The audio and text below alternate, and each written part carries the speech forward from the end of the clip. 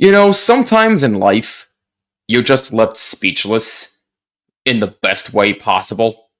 This is one of those times. What's going on, Rangers fans? My name is Jimmy Fanizzi, and welcome to a very special edition of From the Blue Seats, a New York Rangers podcast presented by DraftKings. I hope you're having a wonderful day. Make sure you follow us on X and Instagram at BlueSeats94 and use the hashtag BlueSeats to chat with us on any and all topics at hand.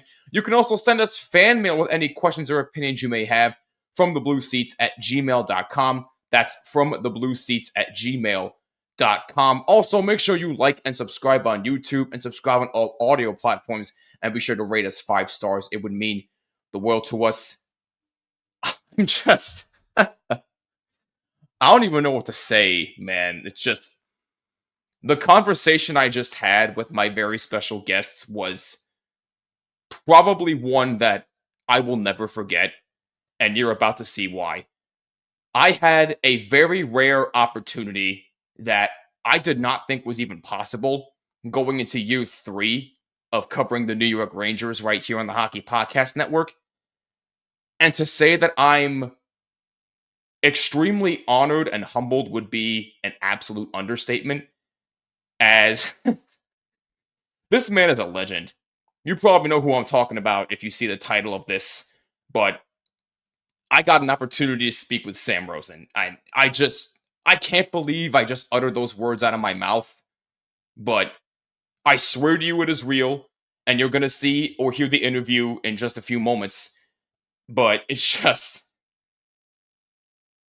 I don't even know what else to say, man. I'm just left absolutely speechless. No, nothing else needs to be said except sit back, relax, and enjoy my exclusive interview with the one and only Sam Rosen. Enjoy. NFL fans, what's your favorite touchdown? For me, it's the next one, because with DraftKings Sportsbook, an official sports betting partner of the NFL, every touchdown could bring you closer to cashing in. From first-time touchdown score to anytime touchdown props, or the thrill of live in-game betting, every snap is loaded with opportunity. Now, I know we're talking touchdowns here, but I couldn't help but look at some Super Bowl odds, and I'm seeing that the Buffalo Bills are at plus 380 to win it all. That might be something I'd go after, but that's just me. What you want to bet on is up to you. And here's the best part. Bet just $5, and if your bet wins, you'll get $200 in bonus bets instantly. Your team hitting pay dirt pays out to you. Download the DraftKings Sportsbook app and use code THPN. That's code THPN to turn $5 into $200 in bonus bets if your bet wins. In partnership with DraftKings. The crown is yours. Gambling problem? Call 1-800-GAMBLER. In New York, call 877-8-HOPENY or text HOPENY at 467-369. In Connecticut, help is available for problem gambling. Call 888-789-7777 or visit ccpg.org. Please play responsibly on behalf of Boot Hill Casino and Resort in Kansas. Fees may apply in Illinois. 21 plus. Age and eligibility varies by jurisdiction. Void in Ontario. Bet must win to receive reward. Minimum minus 500 odds required. Bonus bets expire 7 days after issuance. For additional terms and responsible gaming resources, see dkng.co/audio. Ladies and gentlemen, Rangers fans and hockey fans all over the world, my very special guest today needs absolutely no introduction whatsoever. He's been the voice of the New York Rangers for 40 years, just announced his retirement, and seems to be enjoying himself very well. Please help me in welcoming on the legendary Hall of Famer, Sam Rosen. Sam, before we even get started, I just gotta say, I'm truly honored and humbled. I feel like I don't even deserve to talk to you, but the fact that you agreed to come on here and take a few minutes out of your day just to talk to little old me, it really does mean more to me than you'll ever know. How's everything with you and the family? Jimmy, everything's good. We had a great summer, and we're heading into the fall with hope, both for our football teams, that's dying very quickly. Our Yankees are still alive, though the 2 games in Toronto, very hurtful. And now the Rangers season starts, and I'm still cautiously optimistic that the Rangers are going to have a good season. But thanks for having me on. It's my pleasure, believe me. And as I mentioned to you off air, I love to talk hockey. I love to talk sports, and I know you and feel your enthusiasm, and I just love to do it. Happy to do it. Hey, listen, I can't thank you enough for the kind words. And yes, our football teams are brutal right now. The Yankees are Oh, hurting my heart right now, like yours. But hey, you know what? We got the Rangers to look forward to. I'm happy about that, as well as I know you are as well. But before we even get into the Rangers here, anybody who knows me knows I love origin stories. I can't help it. I have to know how people got started in their careers. So, with that being said, how did you first get into the broadcasting business? Was there a certain game that you watched? Like, what got you into wanting to be in broadcasting? no, I would say this, Jimmy, and the it really goes back to my being a sports fan and being athletic in my younger days. And quite honestly, the you grow up. Grew up. I did. My brother, my late brother, with me on the streets of Brooklyn, and we played in schoolyards, and we played in parks, and we played in open lots. We played any game we could possibly play, and it was always a joy. I grew up loving baseball and playing it. Played it through high school. I captained the Stuyvesant High School baseball team in 1964. Went to City College, captained the freshman team in '65, captained the varsity in '68, and then came reality. I wasn't going to be able to make the next step up. I was a decent ball player. I was a good ball player, but not good enough. Got an invite to a couple of open tryouts, but other than that, so what was the next best thing for a person who loved sports, for a person who loved baseball? Uh, the next best thing was to be in the broadcast booth. And I grew up also, while we're out in the streets, I'm a fan. I have my transistor radio. When I'm in the house, I'm watching the games on TV. And I fell in love with several broadcasters. I listened to Marty Glickman on football, Giants football. Mm. Marv Albert came along in the 60s on New York Knicks basketball. Jim Gordon was doing hockey when I was listening on the radio. So I became fans of the announcers. I listened to them. Mel Allen was my favorite. New York Yes. Yankees in the 50s and 60s. Mel Allen was the guy, enthusiasm, no matter what the score, it was a great play. He had the energy, and that really rubbed off on me. So that is really the way I got started. And when the realization in college, quite honestly, is that I wasn't going to be able to make that next step to become a professional player. I then focused on getting into broadcasting. I got a part-time job while I was in college at WINS. They had just turned all news in 1964. I got a job there in 1966 working in the newsroom. And that's really where it started. And Jim Gordon, who was my predecessor on New York Rangers hockey, and he was a key man for me. He was my mentor. He was the guy I looked to as far as professionalism. He was the morning newsman at WINS, and when I got to know him, he would do the morning news from 5 a.m. to 1 p.m. He'd get off his shift, get on a plane, and go do Knicks basketball. And then later on, it was Rangers hockey. And he would listen to my tapes. I would do practice tapes. And then in the 1969-1970 season, when the Knicks won the NBA championship in 1970, in the middle of the season, they went on an 18-game winning streak. And the Mm. Madison Square Garden put together a radio network that serviced small stations in upstate New York, in New Jersey, in Connecticut, and maybe reached into Massachusetts as well. It was a substantial network of maybe 35 or 40 stations. Oh Marv Albert wow. was doing the Knicks in New York, and Jim Gordon got the play-by-play of the Knicks on the Knicks radio network. And he called me and asked me to be his statistician. And we did this. I did the stats for him, and we worked very well together. And there came a point in time as he was doing the games, we'd get to halftime, and he'd look at me and say, "You know what? They're your stats. You read them."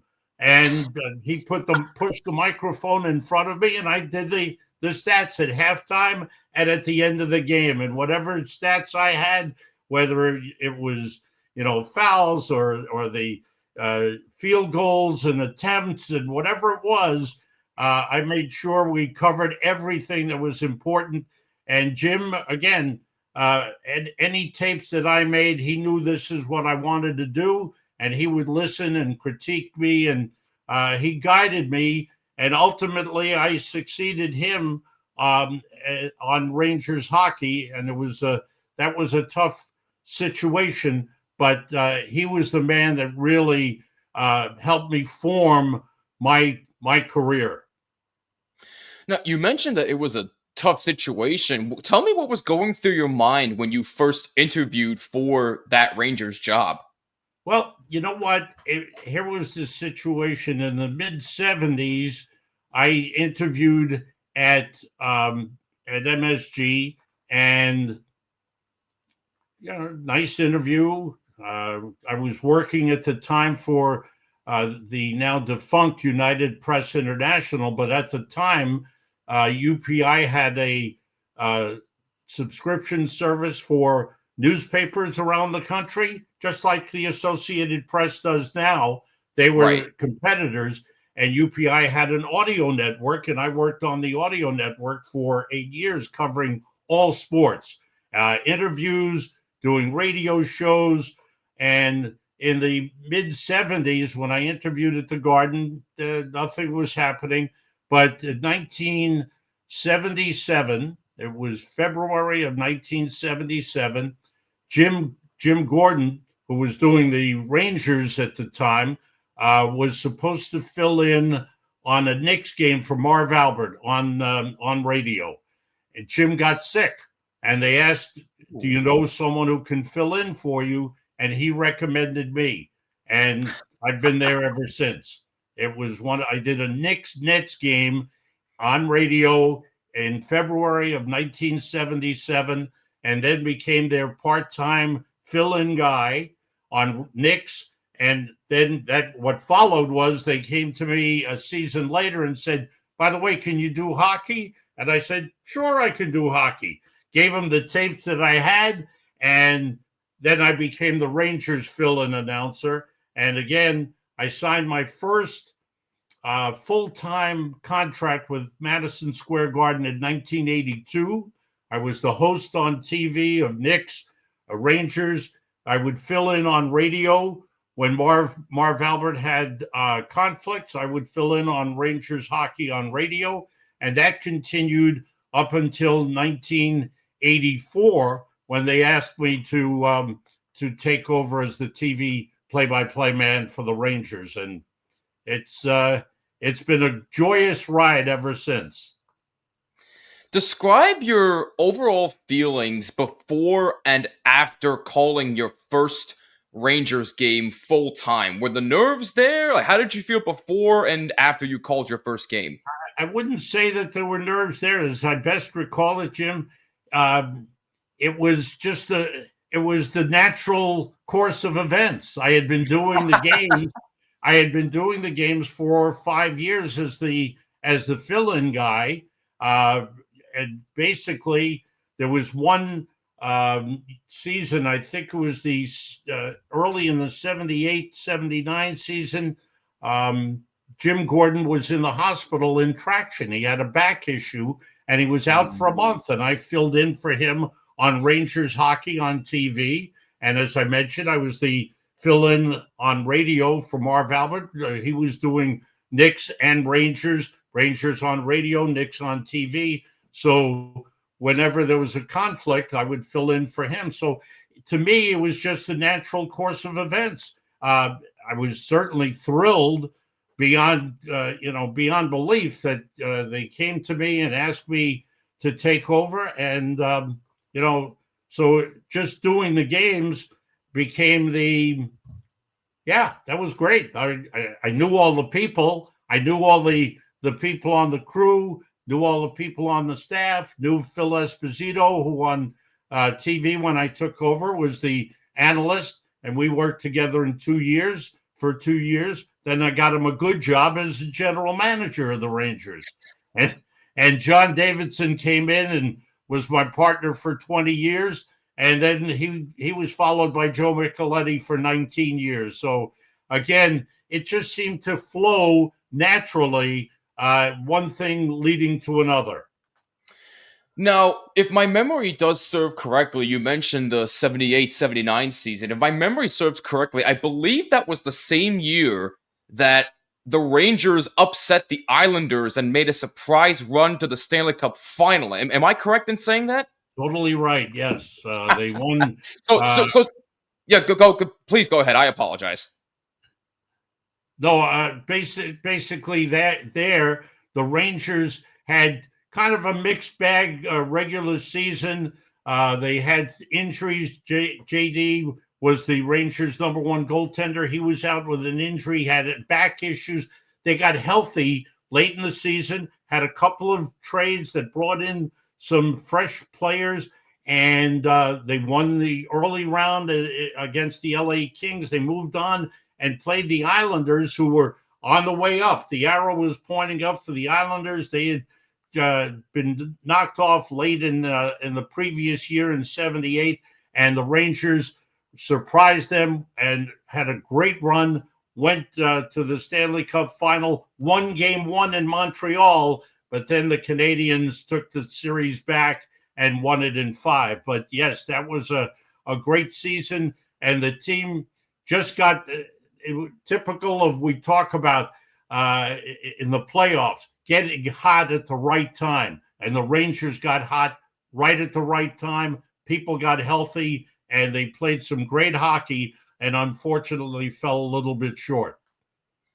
Yeah, I constantly watch highlights of that somewhat all the time. I was born in 94, which is when the Rangers last won, and we'll get to 94 in a second, but I obviously was not around during that season, but just seeing highlights of that when that clock ran out and the Rangers just celebrating like that on, I think it was the Islanders' home ice that they beat them on, if I'm not mistaken. No, Just they seeing the won. life. It finished at the Garden. It finished. Oh, it did. It did. Okay, Yeah. that's my mistake. Yes, but it was a great series again, and the Rangers were the upstarts, the underdogs, but they played great. And John Davidson and I are close friends to this date, and I always say he's a terrific athlete. Played on the MSG softball team. Man, could he hit a softball a mile? Oh, wow. But a real good athlete. But he played in an era, when he had knee injuries, he had back injuries, but when he was healthy, he was as good a goaltender as there was in the NHL. Former first round draft pick, the Rangers traded for him, got him from St. Louis. And again, when he was healthy, he was a terrific goalie. I 100% believe that, and he was certainly a hell of a broadcaster with you as well. Now, you've been the voice of the Rangers for 40 years. You just announced your retirement last year. When did you know that it was your time to retire, and how did you initially feel about that decision? Very hard. It was a tough one. Spent many, many days with my family, my wife, my kids, my grandkids.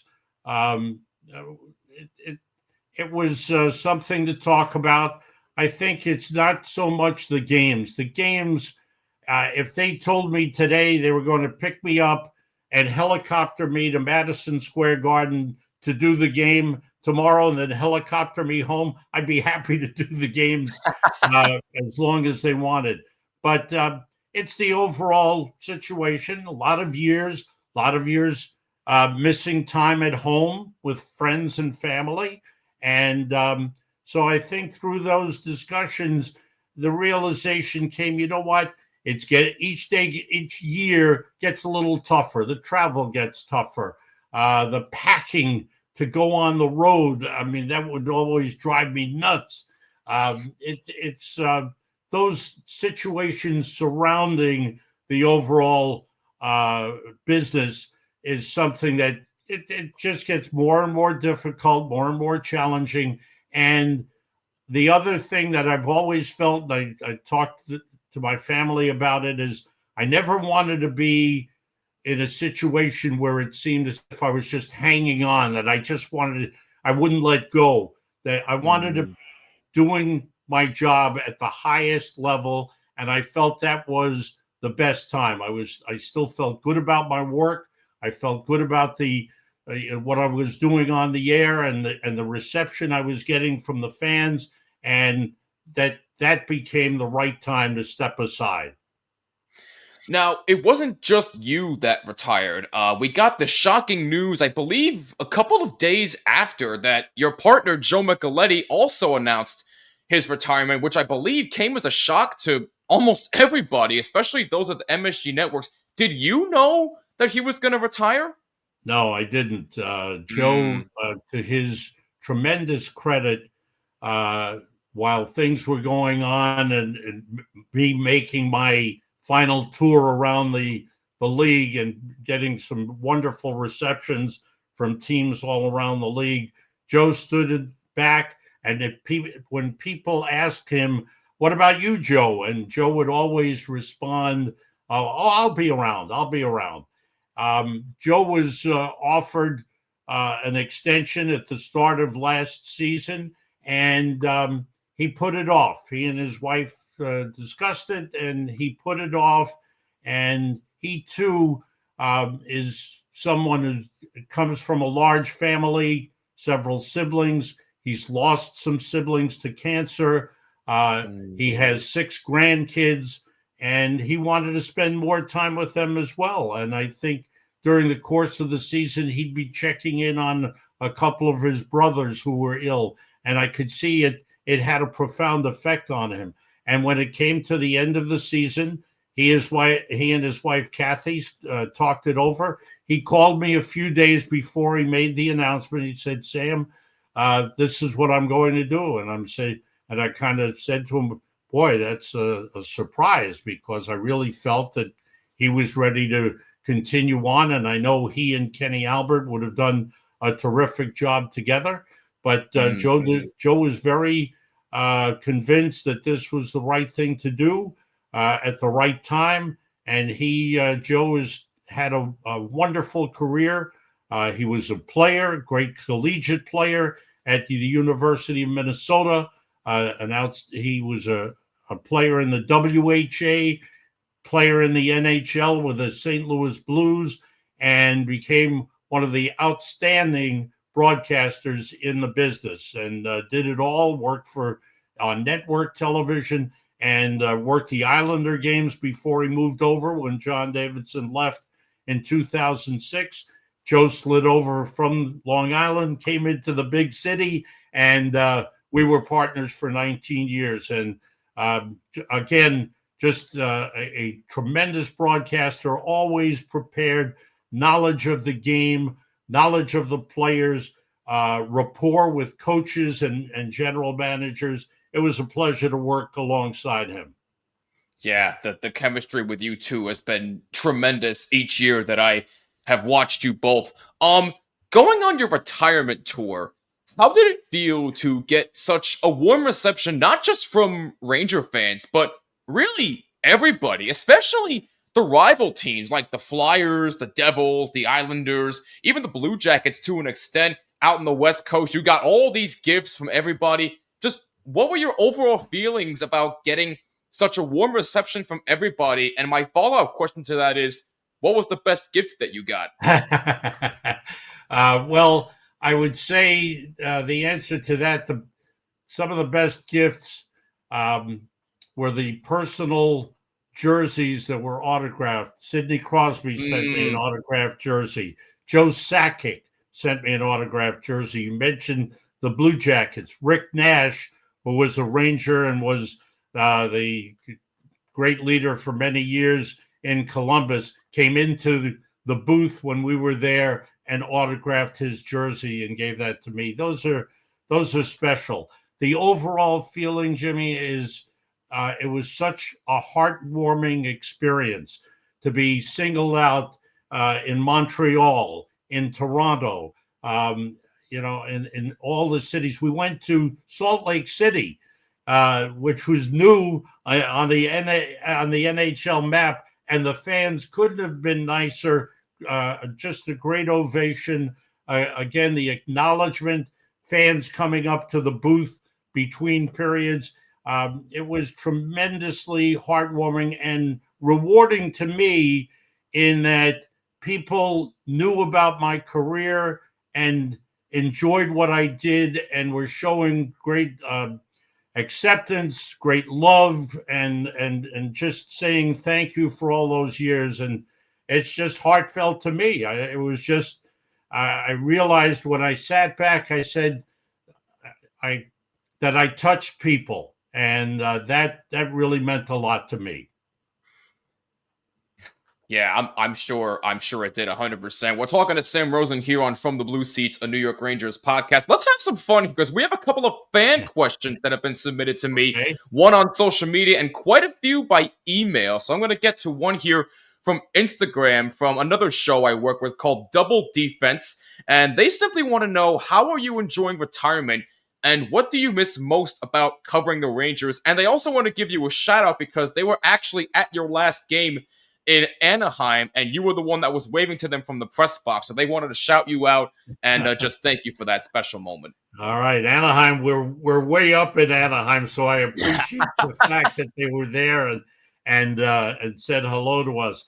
I'm making the adjustment right now, Jimmy. It's for well over 40 years, my career lasting even beyond that, but for well over 40 years doing the Rangers, I knew what I was doing every year at this time. It was getting ready for the season. It was doing the preseason games. It was getting to know the players, getting to know the rookies and the future prospects for the Rangers. So this is a transition period for me. I want to stay busy and active.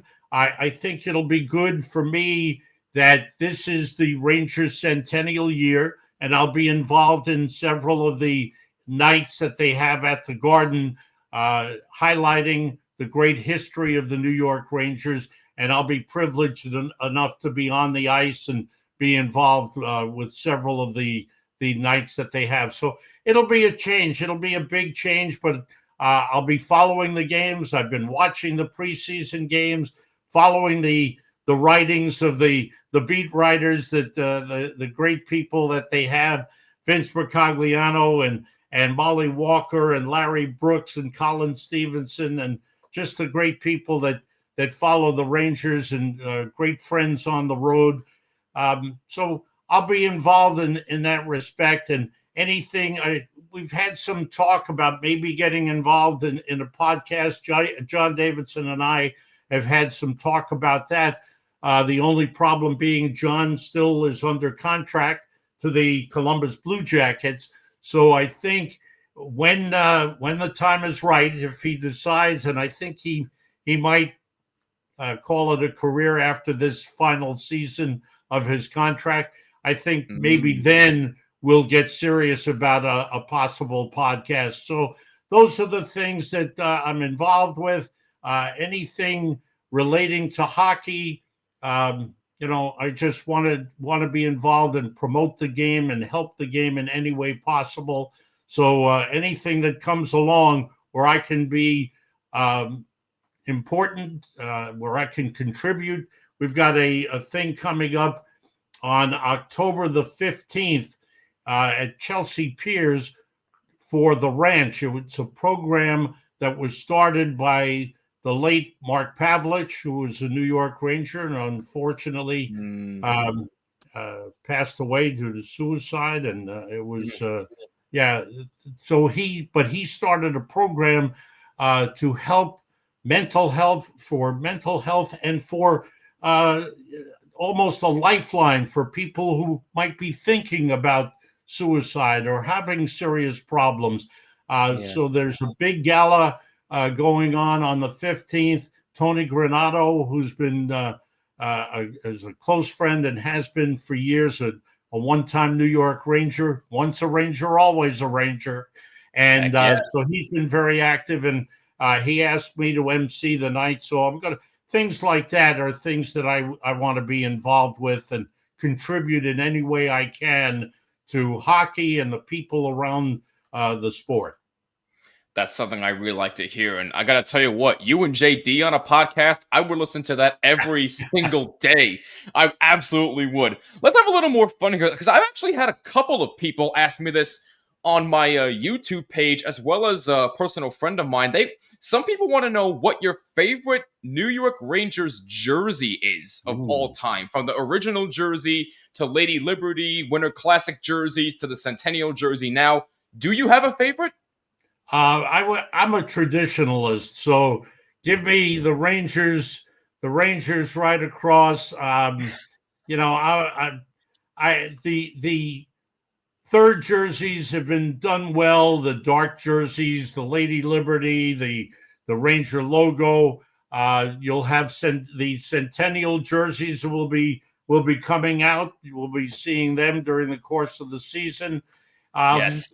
They do a good job. They really do. I think they really put a lot of thought and effort into it and what people will like and appreciate. But I'm a traditionalist. Give me the traditional Ranger jersey, and the jerseys that were given to me with Rosen 40 on it. That's a traditional Rangers jersey. Hey, you know what? Those jerseys do look clean, but hey, there's nothing wrong with being a traditionalist. I respect No. that from you. We got a question here, actually a couple from Chris. The first one he wants to know is who was the Rangers coach you most enjoyed watching behind the bench and in the locker room? All right. There are several because, quite honestly, the coaches are people that really helped the broadcasters, the Yes. ones that you could go to and talk to and trusted you with information and gave you things that you needed to know, maybe on background, but also gave you information that they knew you would use or that I would use, JD and Joe, that we would use it in the right way. I mean, we didn't look to bury any players or hit on coaches, but we had to be honest and forthright, and I think we were down through the years. So that said, I mean, I go back, the late 70s. There was Fred Shiro. And I was, as I mentioned, I'm the fill-in guy. We'd go on the road and do games, and I would sit alongside Fred, and he would tell me stories of when he played hockey in the 50s, and they were classic stories. Fred Shiro gave way, and one of my favorites, quite honestly, was the late Herb Brooks, one of the great coaches of all time, U.S. Olympic gold medal winner in 1980, came to the Rangers and coached the Smurfs, the guys who skated around, were smaller than the Flyers, but found ways to win games. That was a good time. Herb taught me a lot. We had great discussions about hockey. One time after practice, we were in the locker room for 2 hours debating on what was a good pass and why I called it a bad pass and why it wasn't a bad pass. And we would have classic debates. I loved Herb Brooks dearly, and what a tragedy when he died in an automobile accident. And it was, what a great loss. A great, great coach and a great, fun guy to be around, be close with. And again, one of those people, very honest and gave you information. And then Roger Nielsen, a great, great hockey mind, always full of information and love to talk hockey with you. You know, and we go on.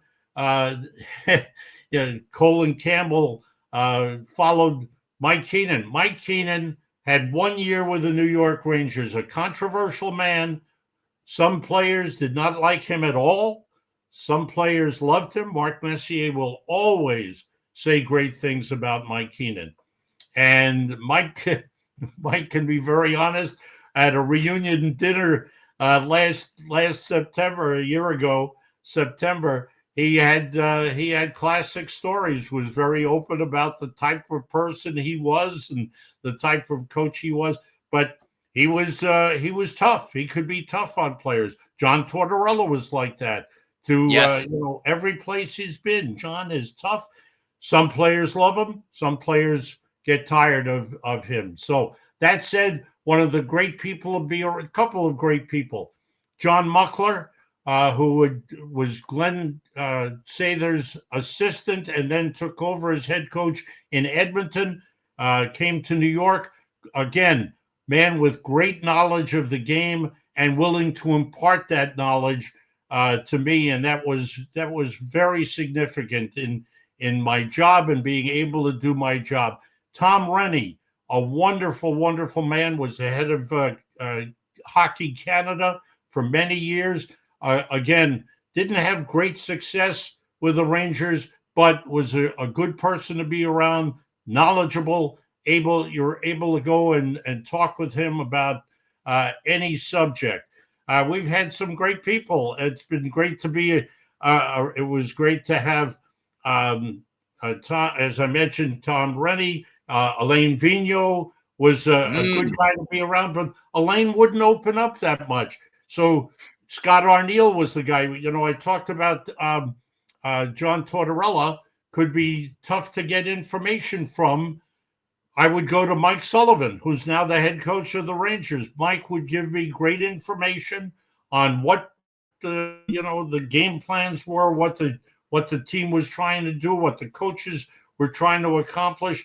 Great information, great knowledge, and again, a terrific rapport. As I mentioned, Alain Vigneault, his number one assistant coach was Scott Arniel, who's now the head coach of the Winnipeg Jets. Easy to get along with. Alain was easy to be around, but it wouldn't give you information. It just wouldn't open up. Scott Arniel would give you the information you needed to do those broadcasts. And the last Peter Laviolette, outstanding. The coaches, Gerard Gallant. I don't want to skip him. They had 2 good seasons.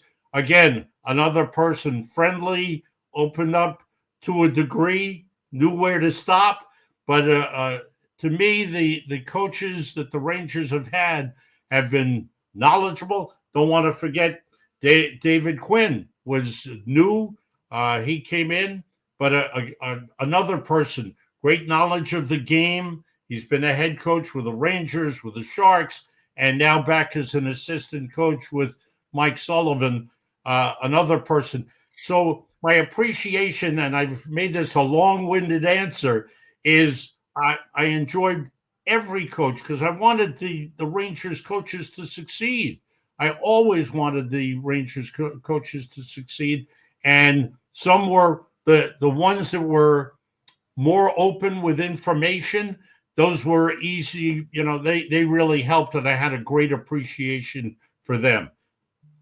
No need to feel bad for giving a long-winded answer. I actually really enjoyed hearing all of that from you. But Chris also wants to know this. One of your favorite goalies, I know he is, Henrik Lundqvist. You were on his podcast not too long ago, Club 30. Go subscribe to that if you're not. What was your first impression of him as a prospect, he wants to know? First impression is that he was going to be a really good goaltender. You can't tell if he's going to become a Hall of Fame goaltender, which he did become.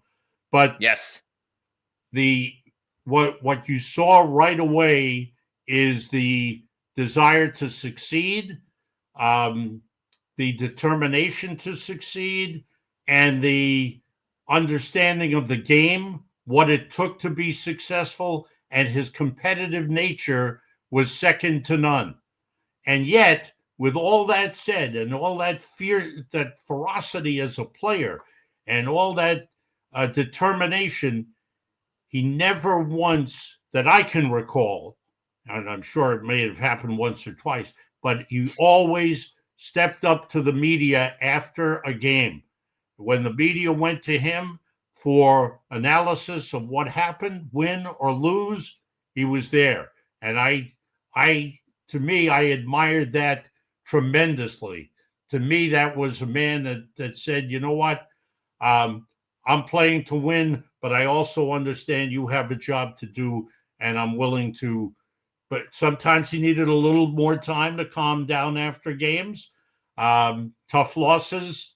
But he, as far as I can recall, he never, blew the media off. He was always there after games. So my first impressions was this guy's going to be a good goalie, and he was following in the John Van Beesbrook. Go before that, the John Davidson, the John Van Beesbrook, the Mike Richter, those goaltenders that had successful, lengthy careers with the Rangers, and you could tell this guy had what it took to be successful. 100%. And a Hall of Fame goalie, like you said, and I believe deservedly so. We got a question here from Paul now, and he wants to know, I actually think this is a very good question. I didn't even think of this. Which all-time player, Rangers player I should add, do you feel the worst about being traded? Wow, there are a couple that come to mind immediately, and I'm sure there are many we could that we could go on about. From a team standpoint, I think of Ryan Callahan right away, a Rangers captain. I think of Ryan McDonough, Rangers captain, and on to Tampa and Stanley Cups. So those two jump out at me right away. They were captains. They gave everything they could to the team. They played with tremendous intensity and desire to win. And Ryan McDonough, boy, I remember he was hurt in that series against the Tampa Bay Lightning in 2015. But you know what? He found a way. They shot some medication into him, and he went out on the ice and played with his heart and soul. So those guys come to mind. But players that were there for only a short time. I mentioned Tony Granato earlier. Tony Granato was someone who really, really played well for the New York Rangers. Again, a hard-nosed player. Went on to have a very successful career with the LA Kings. Played with Wayne Gretzky out there. You think of those players right away, and you realize another one that comes to mind, Hall of Famer Mike Gartner, had great seasons with the Rangers, 49 goals. He was on the team that started the 93-94 season.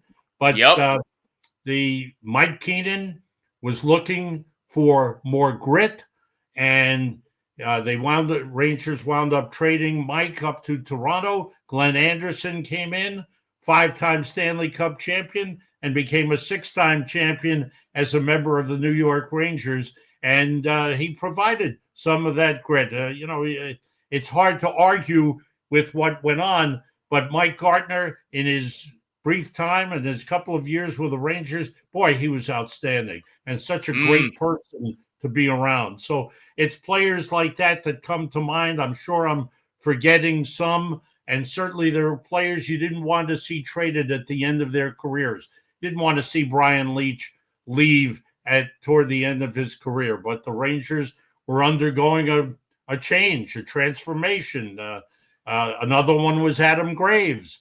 Adam Graves was a great New York Ranger and still works for the organization, and is one of those people that everybody loves Adam Graves. But he wound up his career in San Jose. So those are personal feelings. You understand, your head understands why they were traded. Your heart says, "Oh no, how can you trade this guy?" I mean, Brian Leetch and Adam Graves. But look, it's part of the nature of the business. It's a tough business. Everybody is out there looking to win. And when you realize a player is toward the end of his career, you got to try and replenish what you have and rebuild what you have. That actually is a great transition to this next question we have from Dave. Going back to 94 here, you mentioned Mike Gardner, who, by the way, was traded for Glenn Anderson that year. But then you also had a trade involving Amante for Mateau and Noonan. What was going through your mind at that point? And how did you feel about those trades? I know how you feel about Mike Gardner, but Amante for Mateau and Noonan. Dave wants to know how you were feeling at the time of that trade. All right. At the time of the trade, again, we're going through that period where the Rangers, everybody knew where the Rangers were headed. They're headed for the playoffs. They're one of the favorites. But Mike Keenan was the head coach, Neil Smith the general manager, and Mike went to Neil and he wanted more grit on the team. Tony Amante had a terrific NHL career. Started off with the Rangers, 30-goal scorer. Loved the guy. Mark Messier loved him when they played together. One of those players that you said, oh boy, why are they letting him go? But they bring in Stefan Mateau, Brian Noonan, and they were good fits. Many times, we've seen this down through the years. A player will come late in the season, won't fit in.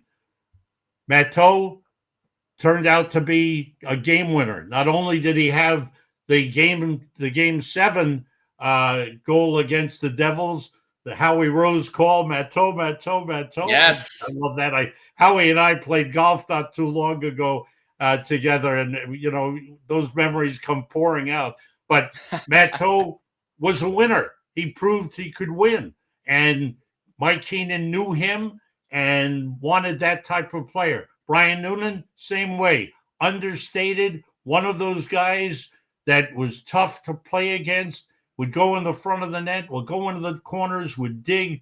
He provided, and Mateau did as well, the grit, the size in front, and Mateau had the game winner earlier in that playoff series against New Jersey in the overtime game in New Jersey. So Mateau was found a way to be a champion and a clutch player. And to this day, he's invited to Rangers events. He's one of the all-time Rangers heroes.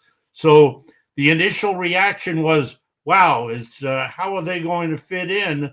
And the end result is they provided some of the grit that led to the Rangers championship. It certainly worked out, that's for sure. We got one more fan question here, and then I got a couple more of my own to wrap things up. This one comes from Rishi, and my audience is so good with coming up with questions. Sometimes I just can't even believe what they're asking me. But Rishi wants to know, out of all the years that you've worked and all the players that you've met, which players would you put on your Ultimate Rangers team? Now, I'm going to make it easy on you here. I'm going to say, for argument's sake, give me your top 5 Rangers who you'd put on your Ultimate team. Oh, boy. Richie wanted to challenge you a little bit, so I'm sorry about Richie, that. I don't know if you can limit me to five players because I would. All right, let's start with Mark Messier, Brian Leetch, Rod Gilbert. Okay. But now if I have to go to goalies, don't forget. We're talking about Eddie Giacomin, Hall of Fame. We're talking about Henrik Lundqvist, Hall of Fame. We're talking about Mike Richter, Stanley Cup champion and U.S. Hockey Hall of Fame. That's too tough. It's too tough for me. And there were players, don't forget, we're talking about all-time greats. The first part of his career was as a Ranger. That was John Rattel, Brad Park.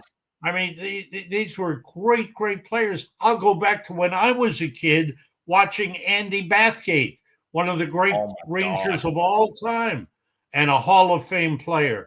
So to limit me to 5 players, boy, that's like putting me in a straitjacket and saying, Sam, that's too tough to answer because there's so many. I had the great fortune of seeing so many Hall of Famers come through New York. He's not an all-time Ranger, but he finished his career one of the greatest, to me, the greatest player of all time. Wayne Gretzky played 3 years as a Ranger, scored over 90 points his first season there. Rangers got to the conference final. I mean, that's Wayne Gretzky. I had a chance to call Wayne Gretzky's games for 3 seasons. I sat alongside him on the planes. It was magic. Mark Messier, 10 years a New York Ranger, one of the greatest players to ever play the game, maybe the most well-rounded player to ever play the game. He had it all. So really a tough one to answer. But thanks. It's a great question. But I think I gave you some of the players that I really felt a lot for, and especially Brian Leach and Mark Messier and Rod Gilbert. Those were very, very special, not only to all Ranger fans, but to me as well. Well, you mentioned guys like Andy Bathgate and Brad Park. I mean, those are probably two of the greatest Rangers. I mean, I wasn't around to see them play, but from the highlights I've seen, Andy Bathgate to me was Mr. Broadway before Roger Bear came around. And you see the impact that he had. When he got traded to Toronto, I said, what are they, out of their minds? And ended up working out for him because he helped Toronto win the championship when he got traded. Wow. But you look at a guy like that, how do you give him up? And then Brad Park, you talk about one of the most shocking trades in NHL history, trading him for Phil Esposito. I mean, ultimately ended up working out for Phil Esposito, but even still, it's like you look at these guys, it's like they're some of the greatest Rangers, if not the greatest players of all time. How do you give them up? It's tough. Again, that was a transition period, the mid-'70s, where the Rangers were looking to rebuild and retool their team. And Espo was one of the great goal scorers of all time and had fine, outstanding seasons, and he was a key part of the 79 team, which got to the Stanley Cup final. Yes. Brad Park played in an era, if there was no Bobby Orr, Brad Park would have been the number 1 defenseman, winning the Norris Trophy several times. Bobby Orr was the greatest of all time, winning scoring championships, Norris trophies year after year, Stanley Cup champion. Bobby Orr was just in a class by himself, but right behind him, he was 1. And when they got Brad Park was number 2. I mean, Brad Park was a great player who didn't get maybe all the greatness he deserved, but he's in the Hall of Fame, so I shouldn't even say that. But there was Bobby Orr just a little bit ahead of him. Yeah, Brad Park, in my opinion, would have won at least 7 Norris trophies had Bobby Orr had not existed. But Bobby Orr does exist, thankfully. But hey, you know what? That's how good Brad Park was. Now, I do have a couple of more questions on my own before we wrap things up here, and that's about this upcoming season for the New York Rangers. Obviously, last year did not end the way that we all would hope. They missed the playoffs. So for this season, I need to ask you, I know you've been watching the preseason. You've been watching all these young kids like Noah Laba, who just made the team, by the way. I got the notification, and good for him. He deserves it. So in your opinion, what are 3 critical areas for this Rangers team to be successful and make the playoffs again in 25-26? I would start off by saying special teams will be very, very important. Power play, disappointed last year. That needs to bounce back. David Quinn will be handling that. And I think you'll see maybe a little retooling of the power play. I think Alexis Lafreniere will get some chance to play power play time. You'll see Will Cooley maybe try to play the role of Chris Kreider and take over and become the big power forward in front of the net. You might even see, we saw it in preseason, but Matt Rempe was on the power play standing in front of the net. And when he stands in front of a goaltender, that's a brick wall. You can't see through it. So that'll be very important. Penalty kill, very important. I think you look for speed. The Rangers had an offensive threat with a combination of Mika Zibanejad and Chris Kreider. They will look to do that and present a threat offensively to go after the opposition. But in this game, it's hard. The way the game is played now, it's really tough to score clean goals. You've got to be gritty in front of the net. You got to score those dirty goals. Got to dig for them. But special teams become very, very important. And then I would say Rangers defense. They have the goaltending. Number one man is Igor, one of the best in the game. And we're lucky to have him in the mold of the goaltenders we talked about earlier. And Jonathan Quick, a future Hall of Famer, as the backup. He has another one of those goaltenders who has that fierce desire to play, and yet is a great player, great teammate in the room. Knows his role, has accepted that role, and when he comes into play, he's ready to go. And he has won games the last 2 years for the Rangers. So defense needs to help out. The signing of Gavrikov could be very significant. They need to be a little more physical in front of the net. It'll be interesting to see if they bring up Scott Morrow, who they got in a trade with Carolina. He's got potential. I think what's happened here is a couple of youngsters were sent down. Brendan Othman is one. Gabe Perreault is another. Scott Morrow is another, because they need to play. If they're here with the Rangers, they might not get that playing time. They might get 10 minutes of playing time. And maybe as if Morrow was the seventh defenseman, maybe he wouldn't get much playing time. They need to play. They need to play 20 minutes a game. Morrow will play that. He'll get power play time. He'll play first defense pair. Gabe Perreault, who I think showed plenty in the preseason, and it wouldn't have surprised me if they decided to keep him. They kept Noah Laba, who was terrific, but I thought Gabe Perreault was equally exceptional in the preseason. I think Brendan Othman needs to regain some offensive confidence. He's been working hard on his physical play. I think he needs to regain his scoring touch, but they will play first power play. They'll play penalty kill. They'll get at least 20 minutes a game in Hartford. And when they get called up, they'll be ready to step in. They need to, when they get called up, they need to be playing 15 to 20 minutes a game. So we'll see how that goes. But again, the answer to the initial question is special teams and strong defense in front of Igor Shesterkin.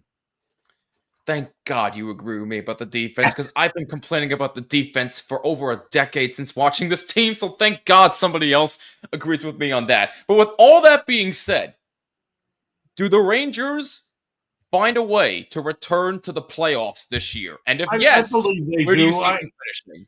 Yeah, as I mentioned to you earlier, I'm cautiously optimistic, but yeah, I think they do. I think there's a couple of reasons. One reason is when you fall short, as the Rangers of 92-93 did, the next year you come back with a determination. We've got to prove ourselves here, and we've got to really go for it. And that's what 93-94 was all about. The Rangers were good enough to make the playoffs the year before, and they didn't. And then they proved that they were the best team in the league the next season. This Rangers team still has that core of excellent players. You still have the Artemi Panarin, JT Miller. You have players that could, Adam Fox. I don't want to leave players out while I'm rattling off names. Vincent Trocheck. Okay. I love Will Cooley. I think they have the core of players that have the ability, that have the leadership capability, that have the scoring ability to make this team a playoff caliber team. And now some of the youngsters have to come through. They need to get something from the third line, a Parsonen at center, or maybe it's a Noah Laba. Whoever it is, they need to get something from players like that to contribute. They have some outstanding size. Sam Carrick on a fourth line center has been excellent. He had a terrific season. Now Matt Rempe and Adam Edstrom, I mean, they give size and strength. And I tell you, from the day he came to the Rangers, the one thing I learned about Matt Rempe and appreciate about Matt Rempe, and everybody, looked about the toughness. He had a fight in his first game out at the Meadowlands. Um, Matt Rempe wants to be a player in this league. He doesn't want to be just a tough guy. He wants to play, and he's worked hard at his game. His skating is good. His physical play is good. And if they take that target off his back, the officials, and don't call him for ticky-tack things and let him play his game, Matt Rempe wants to play a clean game. He wants to hit people along the boards, and he wants to win battles and wants to go in front. And the other factor in this whole picture for the Rangers is Mike Sullivan. Mike Sullivan knows New York. He knows the Rangers organization, and he knows winning. He is a cerebral coach. He is an activist coach. He makes things happen. He makes adjustments. He relates to his players. And I think that will be a key factor in turning this Rangers team around and into a playoff team. Wow. All right. So you do have them making the playoffs. So where do you see them finishing in the Metro? Do you have them in the top three or as a wild card team? That's a hard prediction because, and I hate this about football. I hate it about any sport, because we're playing 6 months. Right. We've got 6 months of hockey ahead of us. Tell me what the team looks like in March, about March 15th, about 3 weeks away from the start of the playoffs. And then we can figure out, okay, where's this team going? We'll know about maybe even by right after the trade deadline. But we don't know what the team's going to look like. Will Chris Drury make some deals? Will they make moves? Will they trade a young player for a veteran player? What will the team look like? Will injuries hurt the team? You never know with injuries in our sport. So it's too tough to make a prediction. But this is a team that has good things about it. They have scoring. They have Panarin. They have JT Miller. They have Mika Zibanejad, and I expect Mika to have a big bounce back year. They have Lafreniere, and this is an important year for Alexis Lafreniere. He needs to go back to where he was 2 years ago and make the step up from there. And I think he's certainly capable of doing that. So they have good players. They have size. They have strength. The defense we talked about, they have the goaltending, and they have the coach. The pieces are in place for a good Rangers season. Now, you mentioned Mike Sullivan. I have to ask about him before I get into my last question here, because he'll be facing his former team twice this week. At the time of this recording, it is October 6th, so the NHL season starts tomorrow on October 7th. I'm so excited. But he'll be facing the Penguins tomorrow for opening night at the Garden, and then in Pittsburgh on Saturday, October 11th. And I'm actually going to be at that game in Pittsburgh with my family, who adores you, by the way. They grew up watching you just like I did. But the question I want to ask you is, going into that game in Pittsburgh specifically, do you feel that Mike Sullivan is going to be under some pressure, even though it only is going to be the third game of the season? I don't think pressure is the right word, Jimmy. I just think there will be a lot of emotion. There'll be a lot of emotion going back to Pittsburgh. There'll be a lot of emotion going behind the bench. He might even walk toward the wrong locker room. But yeah, he was very special to Pittsburgh, and he coached a couple of the greatest players who ever played the game, especially in Sidney Crosby, Evgeny Malkin, and Chris Letang, and the Fleury. I think it'll be a very emotional time, but knowing Mike Sullivan and knowing the type of coach he is, once he gets behind the bench, it'll be all focus. It'll be focused on his team and what he needs his team to do to win. Hopefully, his team will say, let's win it for Mike, and just charge out onto the ice. But no, I think Mike will be very emotional about that return. I think tomorrow night, as we speak, I think he'll be excited to be the head coach of the New York Rangers. But as I said, he's been there. He's been at the Garden. Yes. He's been he's been a Rangers coach behind the bench with John Tortorella. So he knows the feeling. He knows the fans will be intense. The fans will be excited, and the fans want that hope to start to grow tomorrow, that this team can go a long way this season. And I think Mike Sullivan is the man to deliver.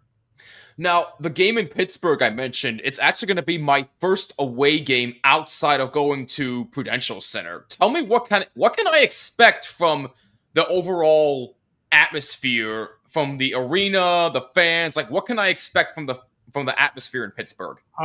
Fans are good. They're good people, good fans. Love their team.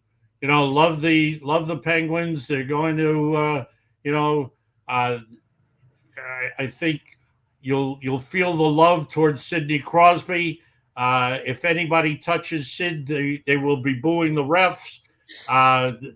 They want their guys protected, but I think that it's a good arena and one of those cities where they love their team. They know the rivalry with the Rangers, and they've had playoff rivalries, and they've beaten the Rangers in the playoffs, and the Rangers have beaten them in the playoffs. So that's a good rivalry, but they're very strong supporters of their team. I think you'll enjoy it. You'll enjoy the atmosphere, and certainly early in the season, you'll see a lot of energy going on. That's something I'm looking forward to. Last one from me before we wrap this up here.